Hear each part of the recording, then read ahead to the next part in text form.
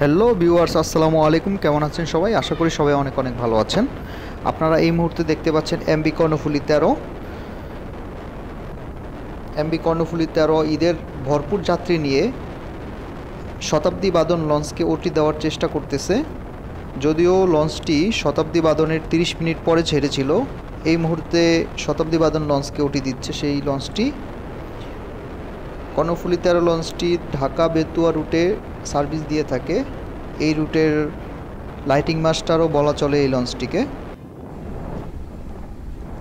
লঞ্চটি তার নিজের আলোয় আলোকিত করে নদীতে দ্রুত গতিতে ঈদের যাত্রী নিয়ে ঢাকার দিকে ছুটে চলেছে।